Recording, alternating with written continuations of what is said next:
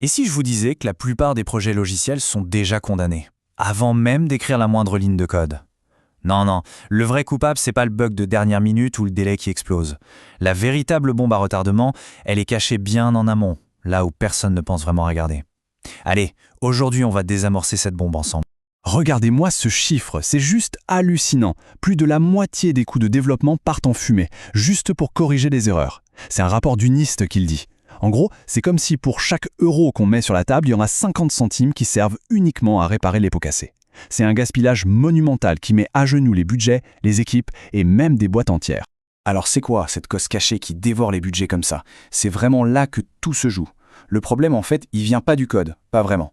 Il vient des fondations invisibles sur lesquelles tout le projet est construit. Bon, on va plonger au cœur du réacteur.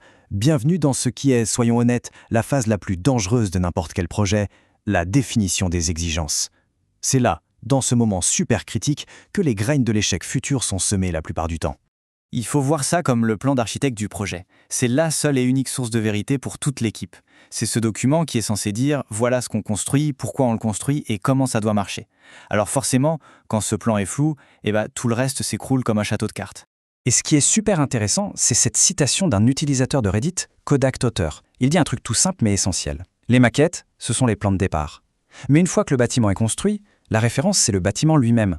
Le truc, c'est que beaucoup trop d'équipes continuent de regarder les vieux plans pour faire des modifs, en ignorant complètement la réalité du terrain. Et ça, c'est la recette parfaite pour le désastre. Maintenant, attention, on va voir comment cette petite confusion de départ peut se transformer en un véritable cauchemar financier. Accrochez-vous bien. Les chiffres, ils sont sans pitié. Plus un défaut reste caché longtemps, plus sa correction coûte une fortune. C'est exponentiel. Une toute petite erreur, un malentendu qui aurait pu être réglé en 5 minutes au début, ça peut devenir une dépense monstrueuse qui bouffe tout le budget. Et ce graphique, il est parfait pour visualiser l'ampleur des dégâts. Un bug qu'on trouve après la mise en production peut coûter jusqu'à 60 fois plus cher à corriger que s'il avait été attrapé au tout début, dans la phase des specs. 60 fois, c'est pas une augmentation, c'est une explosion des coûts qui peut tuer n'importe quel projet. On peut imaginer la scène, là, annoncer à un client que le projet va coûter 60 fois plus cher à cause d'un petit quiproquo au départ. Là, on ne parle plus seulement d'un problème de budget, c'est la confiance qui se brise, ça crée des tensions énormes dans l'équipe, et c'est exactement pour ça que tant de projets finissent par se cracher. Alors comment on fait? C'est quoi la solution? Ce n'est pas de faire plus de paperasse ou des réunions de 3 heures, non. La solution, c'est une sorte de super pouvoir de communication et il est d'une simplicité déconcertante.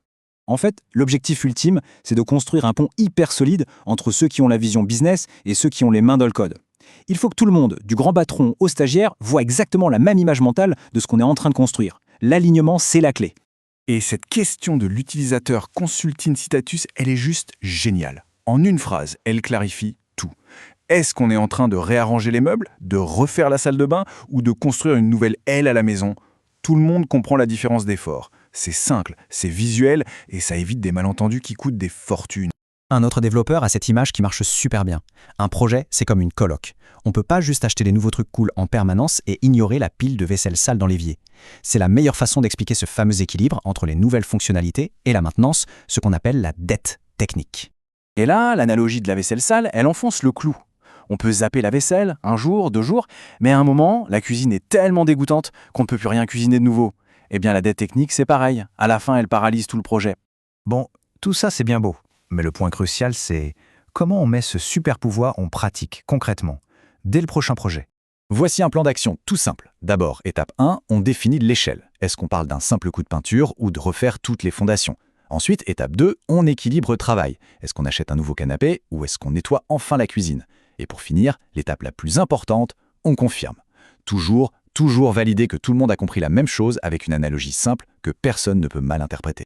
La bonne analogie au bon moment, ça peut littéralement sauver un projet. Ça transforme le chaos en clarté et le doute en alignement total. Du coup, ça amène une question intéressante. Quelle est la meilleure analogie qui ait jamais servi à débloquer une situation technique complexe? Partager ces petites histoires, c'est aider tout le monde à mieux communiquer et donc à mieux construire.